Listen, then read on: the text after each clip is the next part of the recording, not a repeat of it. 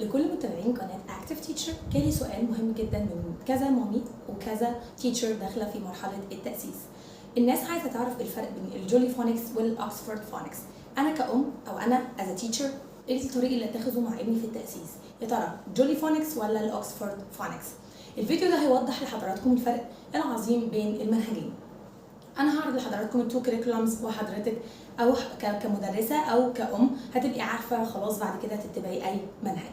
هبدا اول حاجه اتكلم عنها هي الاكسفورد فونكس. الاكسفورد فونكس هو منهج مكون من 5 كتب، تمام؟ كل كتاب بيناقش مرحله معينه. اول كتاب بيتكلم عن الساوندز اند ليترز، الليترز اند ساوندز يعني الحروف واصواتها، اوكي؟ بس هو بيشتغل بالالفابيتيك اوردر، يعني A B C D E F G زي ما احنا متعودين من زمان.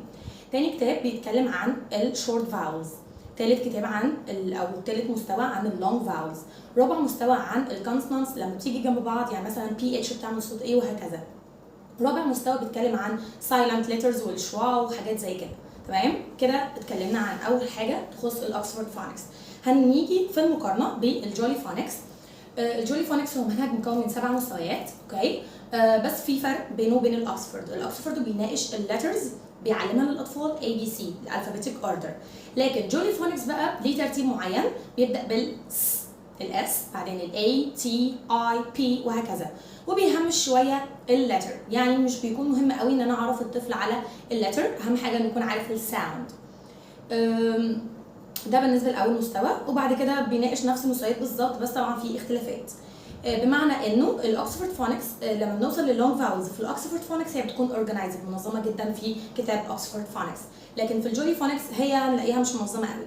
طيب انا هعمل ايه برضو؟ انا لسه ما وصلتش لاجابتي كتيتشر او كأم هعلم ابني او بنتي او الطالب اللي جاي عندي باي منهج، جولي فونكس ولا اكسفورد فونكس. احنا هناخد المميزات الموجوده في كل منهج. الجولي فونكس فيه ميزه كبيره جدا، موضوع ان الطفل بيتعلم بالاصوات sounds ات اي ب ك. ممكن مامي تقول لك ايه، تبعت ابنها سيشن ويروح فبيقول لها مثلا خدت الس بعد كده بعد كده ت، فالمامي بتقول هو ايه التفاهه اللي ابني بياخدها، وبتحس ان هو المس دي مثلا مش شاطره. بالعكس ده منهج جولي فونكس وده منهج لطيف جدا، وبيخلي ابن حضرتك بيقرا اسرع بكتير، ودي الميزه العظيمه اللي موجوده في الجولي فونكس ومش موجوده في الاكسفورد، ان الطفل بيقرا سريع جدا. انت كأم بتحسي بالفرق، وانت كتيتشر بتحسي برضو بالفرق مع الطلبه بتوعك. من ممكن سكند سيشن او ثيرد سيشن الطفل بيبدا يقرا كلمه CVC، كلمه من 3 حروف، لانه وانس هو اخذ الس بعد كده بعد كده ت، خلاص he is able to read the word sat. next session مثلا بعد الت هياخد الاي فيقدر يقرا كلمه eat sit. فهنبدا نحس بفرق عظيم ان الطفل كان رايح يتعلم letters وساوندز، وفجاه من second او third session هو بدا يقرا كلمه CVC. عشان كده دي يعني حاجه ميزه كبيره جدا في الجولي فونكس.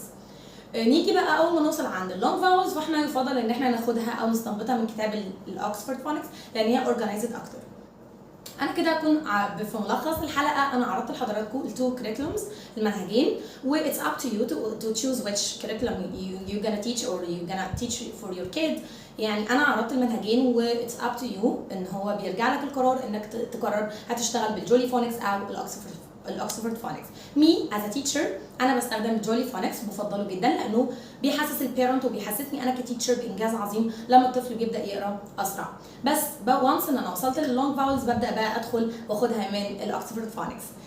اتمنى تكون حلقه مفيده ونكون ردينا على تساؤل مفيد جدا بالنسبه للتيتشرز وللماميز. What is the difference between Jolly Phonics and Oxford Phonics؟